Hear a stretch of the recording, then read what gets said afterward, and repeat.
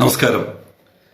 എനിക്ക് ഇന്നത്തെ മനോരമ പത്രം വായിച്ചപ്പോൾ കിലുക്കം സിനിമയിലെ ഒരു രംഗമാണ് ഓർമ്മ വന്നത്. ഇന്നത്തെ ശൈലി കമന്ററി ആരംഭിക്കുന്നു.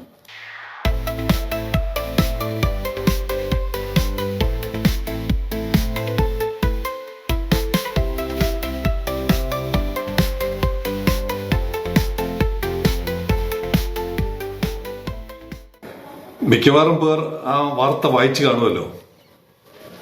എന്താണ് പറയുക, ഓൾ എഡിഷൻ പേജാണ്. എഡിറ്റ് പേജിന്റെ അടുത്ത പേജാണ്. അവരുടെ എല്ലാ എഡിഷനിലും വന്നിട്ടുണ്ടാവും.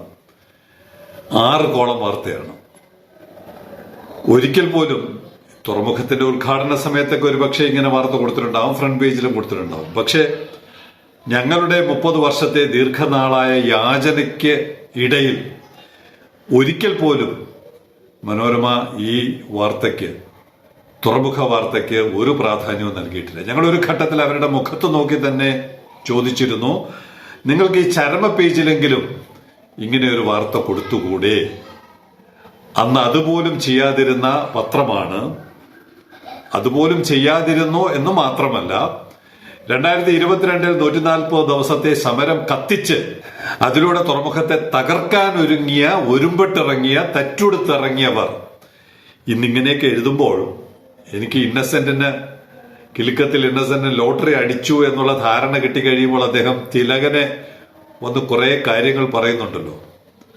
അതിൽ ചില കാര്യങ്ങളാണ് എനിക്ക് ഓർമ്മ വന്നത്. പക്ഷെ ഞങ്ങൾ ഒരിക്കലും അതുപോലെ മനോരമയോട് പെരുമാറാൻ തയ്യാറല്ല. കാരണം ഞങ്ങൾ ഇതിന്റെ തുറമുഖത്തിന്റെ വീഴ്ചയും താഴ്ചയും ഉയർച്ചയും ഇതിനേക്കാൾ അപ്പുറമുള്ള ഉയർച്ചയും ഒക്കെ കാണുകയോ കാണാനിരിക്കുകയോ ചെയ്യുന്നവരാണ്. അതുകൊണ്ട് മനോരമ എഴുതിയത് അന്ന് അവഗണിച്ച് ഇല്ലാതാക്കി നശിപ്പിക്കാൻ ശ്രമിച്ചവർ ഇന്നിതൊക്കെ എഴുതുന്നത് കാണുമ്പോൾ കുറച്ച് വായിക്കാം. പത്രം കണ്ടിട്ടില്ലാത്തവർ ഇതൊന്ന് മനസ്സിലാക്കി എങ്ങനെയാണ് അവർ എഴുതി പൊലിപ്പിച്ചിരിക്കുന്നത്. വിഴിഞ്ഞം വളരും, 5 ഇരട്ടി ശേഷിയും, ഇന്ത്യയിലെ ഏറ്റവും വലിയ ട്രാൻസ്ഷിപ്മെന്റ് ഹബ്ബാകാൻ രാജ്യാന്തര തുറമുഖം, ഇതാണ് ടൈറ്റിൽ. ഇപ്പൊ നിങ്ങൾക്ക് ഇത് അറിയാമായിരുന്നെങ്കിൽ എന്തുകൊണ്ടാണ് നിങ്ങൾ 30 വർഷം ഈ പ്രോജക്റ്റിനെ ചവിട്ടി ഇല്ലാതാക്കാൻ ശ്രമിച്ചത്, സമരത്തിലൂടെ തകർക്കാൻ ശ്രമിച്ചത്? അതിന്റെ പ്രായശ്ചിത്തമാണോ, തെറ്റ് തിരുത്തലാണോ, റിപ്പന്റൻസ് ആണോ? അതുകൂടി നിങ്ങൾ ഇടയ്ക്കൊന്ന് വ്യക്തമാക്കിയാൽ കൊള്ളാം. 2ാം ഘട്ട വികസനം വിഴിഞ്ഞം തുറമുഖത്തെ സാധാരണ കണ്ടെയ്നർ ടെർമിനൽ എന്നതിനപ്പുറം കയറ്റുമതി ഇറക്കുമതി രംഗങ്ങളിൽ മേൽക്കൈ നേടാൻ പര്യാപ്തമാക്കും. അപ്പൊ നിങ്ങൾക്കിതൊക്കെ അറിയാം. മനഃപൂർവ്വമാണ് നിങ്ങൾ ഇതൊന്നും അറിയില്ല എന്നുള്ള ധാരണയിൽ ചരമക്കോളത്തിൽ പോലും ഉൾപ്പെടുത്താതെ അവഗണിച്ച് പ്രോജക്റ്റിനെ ഇല്ലാതാക്കാൻ കഴിഞ്ഞ 30 വർഷവും നിങ്ങൾ ശ്രമിച്ചത്. അപവാദമുണ്ടില്ല എന്ന് പറയുന്നില്ല. ഉമ്മൻചാണ്ടിയുടെ പീരീഡിൽ വലിയ വാർത്തകൾ നൽകുകയും സെമിനാർ സംഘടിപ്പിക്കുകയും ഒക്കെ ചെയ്തിട്ടുണ്ട് മനോരമ. അപ്പോൾ അവരുടെ രാഷ്ട്രീയം മാത്രമാണ് ഇത്തരം വിഷയങ്ങളിൽ അവർ വെച്ചു പുലർത്തുന്നത് എന്ന് വ്യക്തമാണ്. കേരളത്തിലെ വിനോദസഞ്ചാര രംഗത്ത് വലിയ കുതിപ്പേകുന്നതിനൊപ്പം സാമ്പത്തിക വളർച്ചയ്ക്കും വഴിയൊരുങ്ങും. തുറമുഖത്തെ തകർക്കാൻ വേണ്ടി മുന്നിട്ടിറങ്ങിയ ഒരാൾ ഈ ടൂറിസം മേഖലയിൽ നിന്നായിരുന്നു. അന്ന് ഞങ്ങൾ ടൂറിസത്തെ ഇത് വളർത്തുമെന്ന് പറഞ്ഞപ്പോൾ പിന്തുണയ്ക്കാൻ മനോരമ ഉണ്ടായില്ല. മനോരമ മാത്രമല്ല, മറ്റു പല മാധ്യമങ്ങളും ഉണ്ടായിരുന്നില്ല.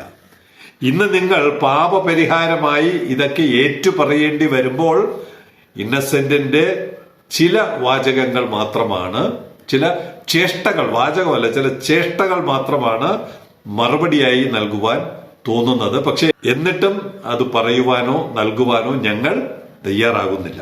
എഴുതി അദാനിയെ പോലും അമ്പരപ്പിച്ച് കളയുന്ന എഴുത്താണ് എഴുതിയിരിക്കുന്നത്. ആകെ ക്രെയിനുകളുടെ എണ്ണം 100 ആകും.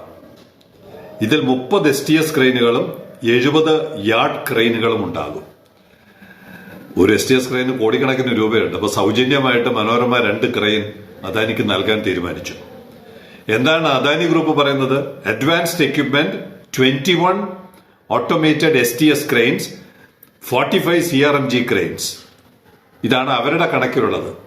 അതായത് 29ഉം 69ഉം, 29 STSഉം 69 യാർഡ് ക്രെയിനും. ഇവിടെ 98ന്റെ സ്ഥാനത്ത് മനോരമ 2 ക്രെയിനുകൾ അദാനിക്ക് സൗജന്യമായി നൽകും. ഇതാണ് രാജഭക്തി എന്ന് പറയുന്നത്. എഴുതി എഴുതി തുടങ്ങിക്കഴിഞ്ഞാൽ പിന്നെ ഇനി വർണ്ണിച്ച് പൊലിപ്പിക്കണമല്ലോ. ഇന്ത്യയിലെ ഏറ്റവും വലിയ സ്ട്രെയിറ്റ് ബെർത്ത് തുറമുഖമാകുന്നതോടെ ഒരേ സമയം 4 മദർഷിപ്പ് വിഴിഞ്ഞത്ത് അടുപ്പിച്ച് ചരക്ക് കൈമാറ്റം നടത്താനാകും. അപ്പോൾ മദർഷിപ്പ് വരുമെന്നും 4 മദർഷിപ്പുകൾ അടുക്കുമെന്നും ഒക്കെ നിങ്ങൾക്കറിയാം. പുതിയതായി ഷിപ്പിംഗ് കമ്പനികളും ലോജിസ്റ്റിക് കമ്പനികളും വിഴിഞ്ഞത്തേക്ക് എത്തുന്നതിന് അനുസരിച്ച് തൊഴിലവസരങ്ങളും വർദ്ധിക്കും. ഇതായിരുന്നില്ലല്ലോ നിങ്ങൾക്ക് 2022 നിലപാട്?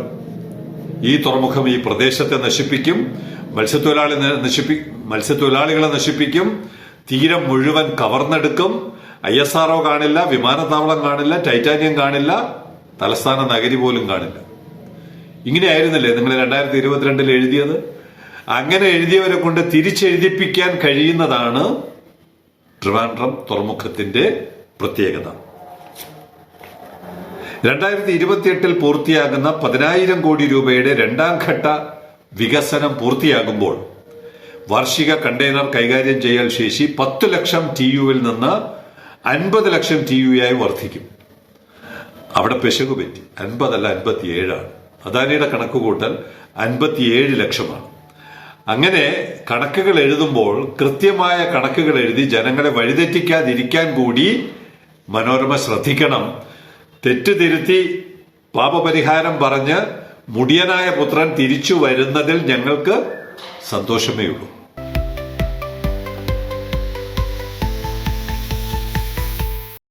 ഇനി ഇതിന്റെ തുടർച്ചയായിട്ട് ഒരു ക്യുസാണ്. ക്യുസ് എപ്പോഴും നടത്താൻ പറ്റില്ല. സബ്ജക്റ്റുമായി ബന്ധപ്പെട്ടാണ് നമുക്ക് ക്യുസ് നടത്താൻ അവസരം ലഭിക്കുന്നത്.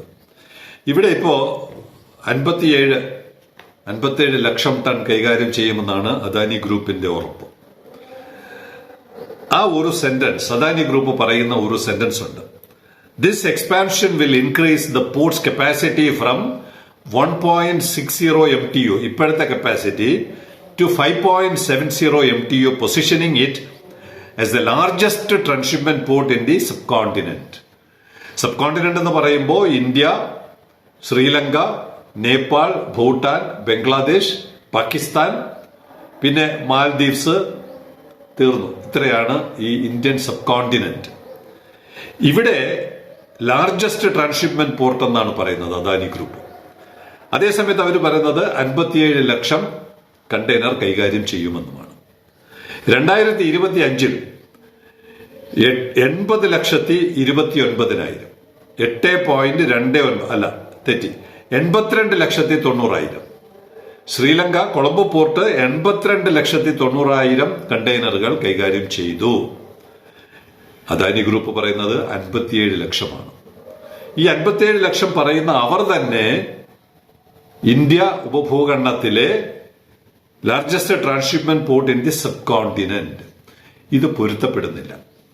57 ലക്ഷം കൈകാര്യം ചെയ്യുന്നവർ എങ്ങനെയാണ് 1ാം സ്ഥാനത്ത് എത്തുന്നത്? കാരണം ശ്രീലങ്ക 82 ലക്ഷം ഇപ്പൊ കൈകാര്യം ചെയ്തു. 2026, 28 ആകുമ്പോൾ അതിനേക്കാൾ കൂടും. എങ്ങനെയാണ് അദാനി ഗ്രൂപ്പിന് ഈ വാക്ക് ഉപയോഗിക്കുവാൻ, largest transshipment port in the subcontinent എന്നുപയോഗിക്കുവാൻ ധൈര്യം വന്നത്? അതിന്റെ സത്യം എന്താണ്?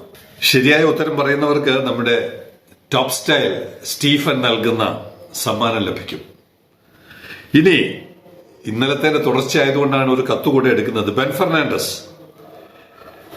ഇന്നലെയും പ്രതികരിച്ചിട്ടുണ്ട്. അതിനകത്ത് ഒരു കാര്യം പറയുന്നത് കുറച്ചുകൂടി അദ്ദേഹത്തിന്റെ, ഞാനത് പറയുന്നില്ല, കത്തിലോട്ട് വരാം. ഇതിൽ പോർട്ടിനായി അനുമതി നൽകേണ്ടത് ആരാണ്? കേന്ദ്ര ഗവൺമെന്റ് അല്ലേ? മുംബൈ, വിശാഖപട്ടണം തുടങ്ങിയവയ്ക്ക് കോടികൾ മുടക്കുമ്പോൾ എന്തേ വിഴിഞ്ഞം കാണാതെ പോയി?